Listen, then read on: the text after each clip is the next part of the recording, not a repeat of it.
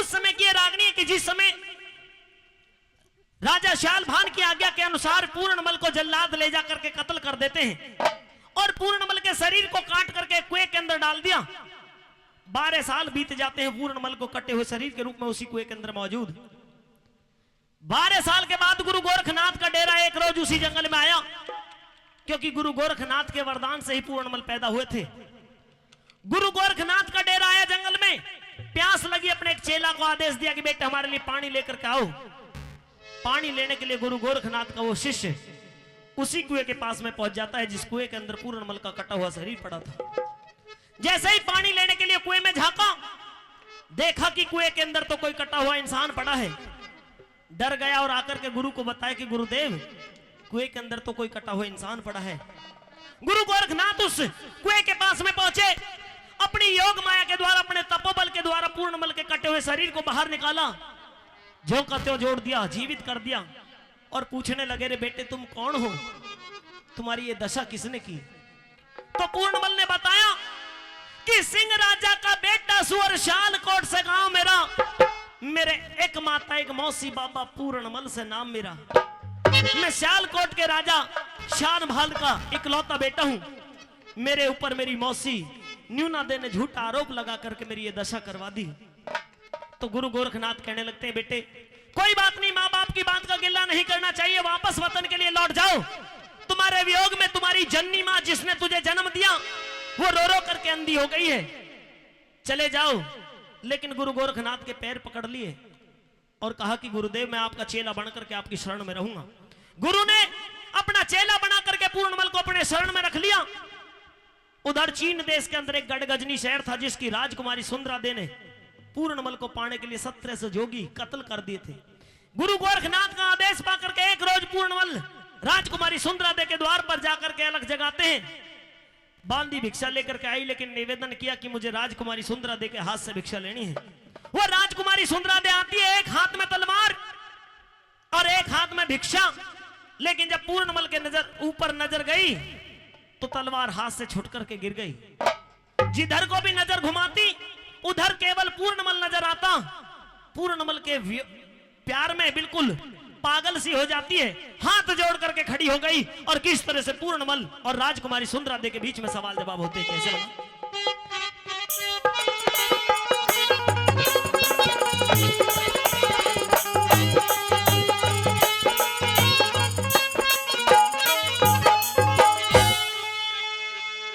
राजकुमारी सुंदरा दे के द्वार पर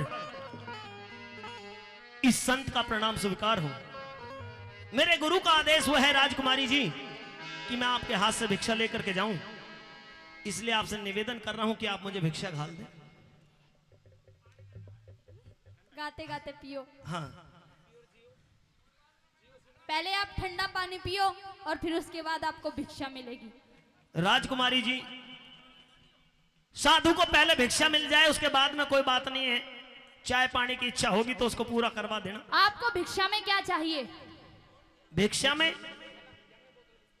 में तो बस मुझे कुछ नहीं, ज्यादा कुछ नहीं चाहिए।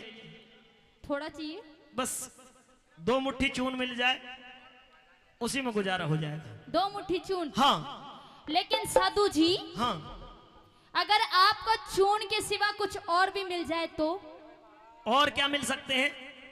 ये राजपाट महल हवेली सब आपका हो जाए तो? नहीं। और इसके साथ साथ? इसकी इच्छा नहीं है, अगर इसके अलावा और कुछ मिले। हाँ, इसके अलावा और कुछ भी है तो पीले वस्त्र हमारे लिए मिल जाए, इससे ज्यादा कुछ नहीं ले पाएंगे। पीले वस्त्र नहीं तो काले दे दीजिए। रहने शनिदेव, नाथ पंथ में शामिल हूं, काले पहन लूंगा, कोई बात नहीं।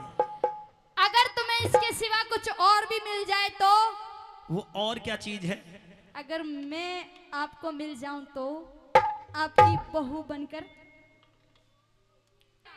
तो एक काम करिए, आप मुझे केवल भिक्षा दे दीजिए। ना मुझे राजपाट चाहिए, ना मुझे धन माया चाहिए, ना महल हवेली चाहिए, ना मुझे औरत चाहिए। औरत तो लेनी पड़ेगी।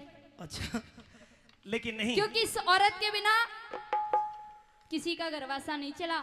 मेरी बात सुनिए, मैं जन्म जति साधु हूँ, मेरा दिल तो तुम पे आया है। लेकिन राजकुमारी जी, क्योंकि गुरु का आदेश हुआ है कि मैं आपके हाथ से भिक्षा लेकर के जाऊं, मेरी भावना सच्ची है, मेरा नाथ पंथ सच्चा है, मेरे गुरु का आदेश सच्चा है, इसलिए मेरी भी भावना सच्ची है।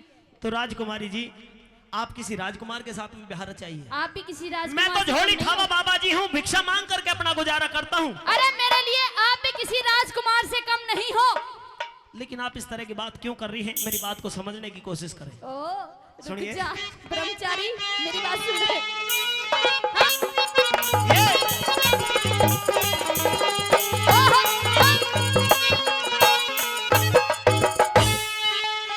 कहिए। मुझे पागल जैसी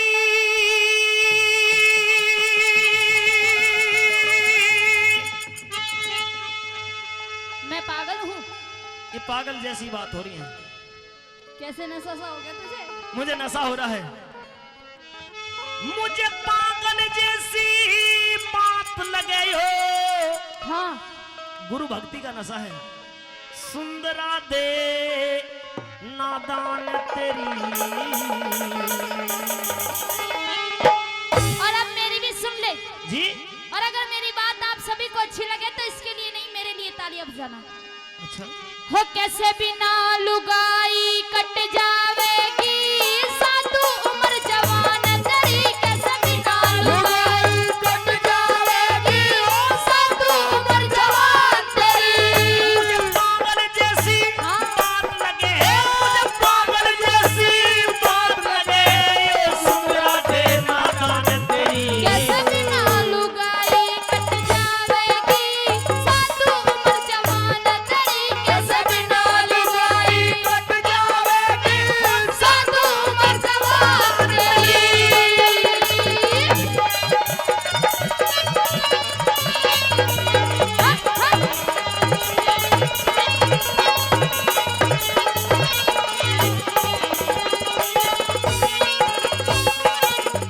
हम जन्म जपी, हम जन्म जपी साधु ना फंसते, सुंदरा दे दंगल में। मैं साधु का विश्वास करूँ ना गहरे गहरे जल में, साधु का विश्वास करूँ ना गहरे गहरे जल में। सौ कोस वीर से दूर रहूं, तू समझी नहीं असल में। करके तपस्या उद्यालक मुनि भल्या वीर के गल में, करके तपस्या उद्यालक मुनि भल्या वीर के गल में। क्या सभी रे एक से धरती पे हैं? क्या क्या सभी एक से हाँ। धरती पे हैं? क्या सभी एक से धरती पे हैं? नजरों में इंसान तेरी। कैसे बिना लुगाई कट जावेंगे साधु उम्र जवान तेरी, कैसे बिना लुगाई कट जावेगी साधु उम्र जवान तेरी।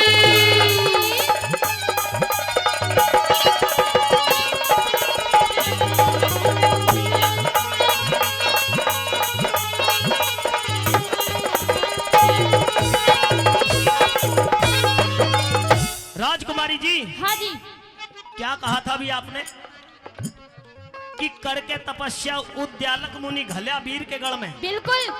उद्यालक मुनि ने भी 88,000 वर्ष तक तपस्या की थी। अच्छा। और फिर भी उसने ब्याह करा था। लेकिन इस दुनिया के अंदर हर इंसान एक सा नहीं होता, हर इंसान की भावना एक सी नहीं होती, हर इंसान की सोच एक सी नहीं होती। अच्छा, मैं उस तरह का साधु नहीं हूँ। अरे रुक जा, हम तुझे थोड़ी देर में बदल देंगे सारे को। अच्छा तू बड़े बड़े साधु संतों की बात करता है ना? जी, मैं बताऊंगी कि बड़े बड़े साधु संतों ने ब्याह करा है या नहीं, बिना लुगाई के रहे हैं या नहीं। सुन ले मेरी बे- बात। हाँ?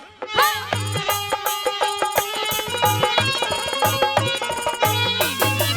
हो जन्म जपती पे दिखे जन्म जपती पे कामदेव का ना चल धिंगताना। काम जीत के नारद ने भी चाहा ब्याह करवाना, काम जीत के नारद ने भी चाहा ब्याह करवाना।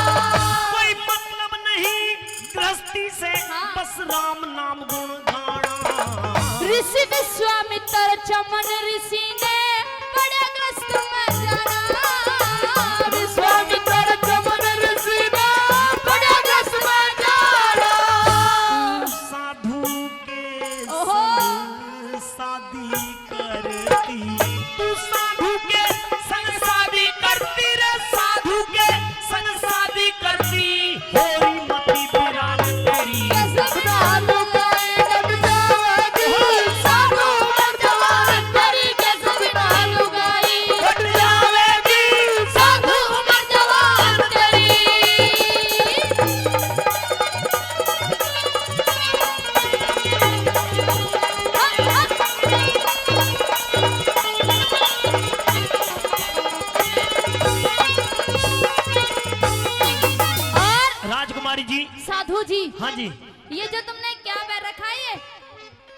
वस्त्र। हाँ वस्त्र तो है। ये जो फकीरी बाना धार रखा है जी, इसको उतारो। यहीं पे। हाँ, और राजा वाली पोशाक पहनो। लेकिन राजकुमारी जी, राजा वाली पोशाक तो राजकुमार पहन सकते हैं। मैं तो हाँ, तो तुम भी मेरे राजकुमार हो। मैं जन्मजाति साधु हूँ, मैं कोई राजकुमार नहीं हूँ। ये पता नहीं तुम पे क्या कोई ऊपरी चक्कर तो नहीं हो गया है। मेरे पे तो ऊपरी चक्कर है, लेकिन तेरे पे भी करूंगी ऊपरी चक्कर। रुक, मेरी बात सुनिए, मैं जन्मजाति साधु हूँ, गुरु का आदेश हुआ है, इसलिए आपसे हाथ जोड़ करके निवेदन कर रहा हूँ, मेरा जोग अधूरा रह जाएगा, मेरे तप को खंडित करने की कोशिश ना करें। अच्छा, इसलिए आप मेरे करीब आने की कोशिश ना करें। अगर आपने मुझे छुआ या छेड़ा तो मेरा जोग अधूरा रह जाएगा। ले ले। उंगली करने से कुछ नहीं होगा। अगर मेरा कहने का मतलब यह है कि मेरे दिल के भावों को तुमने बदल दिया, अगर तू सच्चा साधु है तो मेरे छूने से भी तेरा छूने से जोग भंग नहीं होगा। नहीं होगा। यानी कि अगर तूने मेरे मन के भावों को बदल दिया तो मेरा जोग अधूरा रह जाएगा। बिल्कुल। और मेरे गुरु गोरखनाथ में इतनी शक्ति है कि वो तुझे भी और मुझे भी भस्म करने की क्षमता रखते हैं। वहीं से एक चुटकी राख में गुरुजी छू क्या कर करेंगे देंगे। जब चेला बहू ले लेगा? मुझे नहीं चाहिए। सुनिए,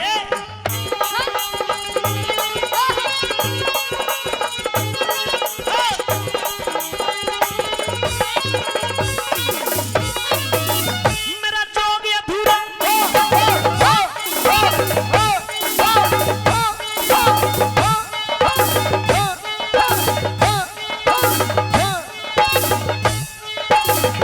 अच्छा, तुम भी हेलो, मेरे साथ ही जंपिंग कर रही है। क्यों मैं तुझसे कम हूँ? कम तो नहीं है, ज्यादा है। मेरा जोग अधूरा भंग हो जा, मेरा जोग अधूरा भंग हो जा, मत सुंदरा हाथ लगाना। मेरे साथ शादी कर ले ये तार फकीरी बाना। मेरे साथ शादी कर ले अब तार फकीरी बाना। मैं गोरखनाथ गुरु का चेला, लगे जोग के लहाना। जौवन और जवानी के संग ठीक नहीं धिंगताना। जौवन और जवानी के संग ठीक नहीं धिंगताना। हो काम वासना में फंस के जचे, ओहो, काम वासना में फंस के, ओ काम वासना में फंस के जचे, ढीली हुई कमान तेरी। जमीन और लुगाई कट जाए, साधु उम्र जवान तेरी। जमीन लुगाई कट जावेगी साधु उम्र जवान तेरी।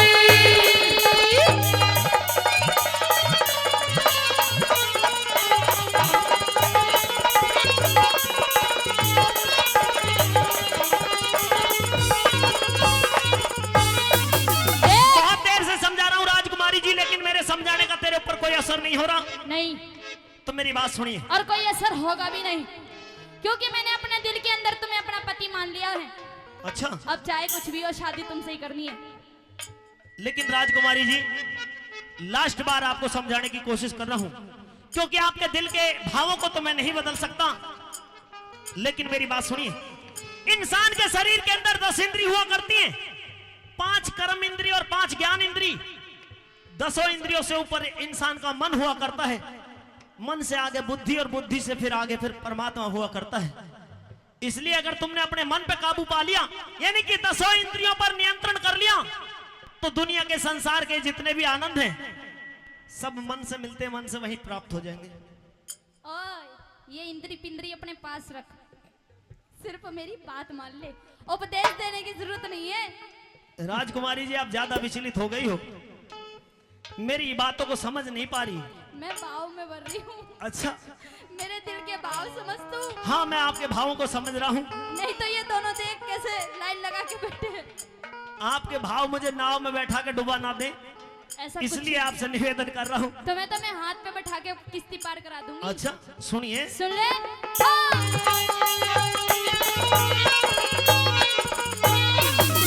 हो सारे आनंद है, ये सारे आनंद अंदर हैं, क्यों बाहर फिर भगी हुई। हृदय अंदर झूठ नहीं, तेरे प्यार की अग्नि जगी हुई।